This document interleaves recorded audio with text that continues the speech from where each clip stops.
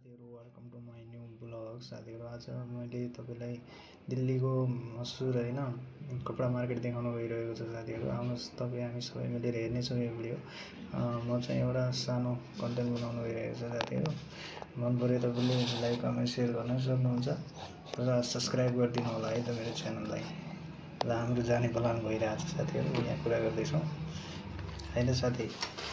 Comment गर्न चाहिँ नभुल्नु होला साथी, सब्स्क्राइब पनि गरिदिनु होला मेरो भिडियोलाई। अब म तपाईलाई देखाउने छु मार्केट। यो हो कपडा मार्केट है, दिल्लीको आजादपुर मार्केट भनिन्छ यसलाई। यहाँ हामी सरर जाँदै छौं। अब साथीले कपडा ल्याउने रे, उलाई चाहिँ कपडा चाहिएको छ, जान्न त भनिदियो। अनि त्यसपछि ल ठिकै छ नि त जाम भनेर यसो घुम्न निस्केको साथीहरु। ल हेर्नुस्, ल यस्तै हुन्छ है, बाहिर पनि यस्तै हो गर्ने मार्केट हैन। हामीले पनि नेपालमा यस्तै बिजनेस गर्न सकियो भने सायद गर्न नहुने केही छैन साथीहरु, सबै सम्भव छ, तर आँट हुनु पर्यो साथीहरु। यस्तै छ, ल हेर्नुस्।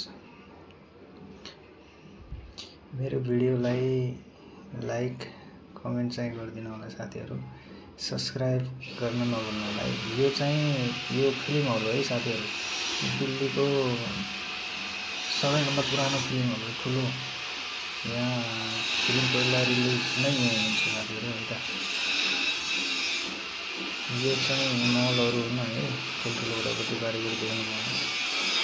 हामी चाहिँ यो महलमा जाँदै छौं साथीहरु।